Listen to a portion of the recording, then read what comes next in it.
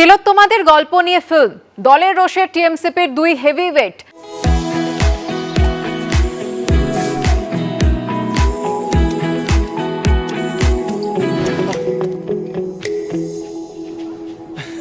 Monnet Perfumes, your personal signature. RG Kar কাণ্ড নিয়ে short film suspend করা হলো রাজন্না হালদার এবং প্রান্তিক চক্রবর্তীকে। আরজিকর কাণ্ডের প্রেক্ষিতে তিলোত্তমাদের নিয়ে short film. Jadavpur Diamond Harbour টিএমসিপির সহ সভানেত্রী রাজন্না হালদারকে সাসপেন্ড করা হয়েছে।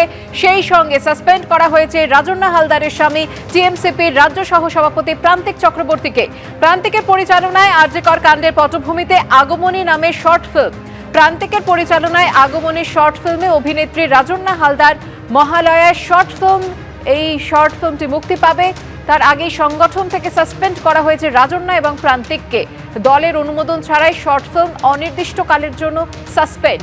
দল বিরোধী কাজের জন্য সাসপেন্ড জানিয়ে দিলেন টিএমসিপি সভাপতি তৃণাঙ্কুর ভট্টাচার্য। আসার কথা জানিয়ে ফিল্ম তৈরি করেছিলাম, কেন সাসপেন্ড তা দলই বলতে পারবে। টিএমসিপি থেকে সাসপেনশন নিয়ে প্রতিক্রিয়া প্রান্তিক চক্রবর্তী। সাসপেনশনের পরেও মহালয়ার দিন শর্ট ফিল্মের মুক্তি হবে জানিয়ে দিয়েছেন রাজন্না হালদার।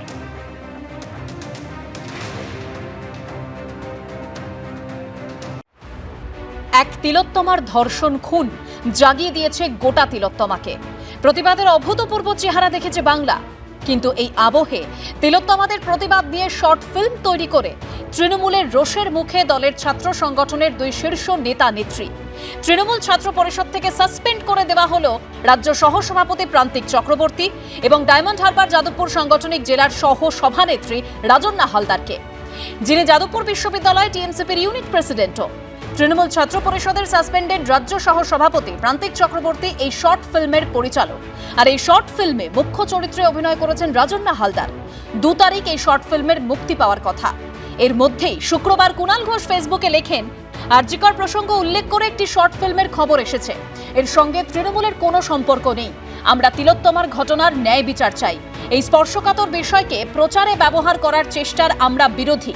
যে কোনো ব্যক্তির স্বাধীনতা আছে সৃষ্টিতে, কিন্তু তদন্তাধীন এই মর্মান্তিক ঘটনাকে দলের সঙ্গে জড়িত কেউ যদি ছবির প্রচারে ব্যবহার করে, দল তার দায়িত্ব নেবে না।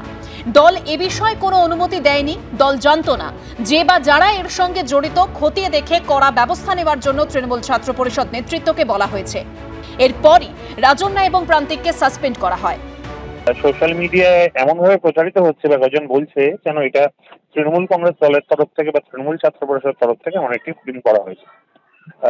এই ঘটনার সঙ্গে দল বা তৃণমূল ছাত্র পরিষদ কোনোভাবেই সম্পর্কযুক্ত নয়। কিন্তু যেহেতু তারা তৃণমূল ছাত্র পরিষদের পদাধিকারী, তাই আমরা আমাদের স্ট্যান্ডটা ভীষণভাবে ক্লিয়ার করলাম। কারণ এই স্পর্শকাতর বিষয়কে কোনোরকম ভাবে প্রচারে ব্যবহার করার বিরুদ্ধে আমরা। এবং যেহেতু বিষয়টা আদালতের বিচারাধীন, তাই আদালতের বিচারাধীন কোনো বিষয়ে আমরা এই ঘটনাকে প্রভাবিত করতে চাই না। তাই আজকে আমরা এটা জানালাম এবং আমাদের ডিসিপ্লিনারি কমিটি এটাকে সার্বিকভাবে পুরোটা ক্রস চেক করে দেখবে।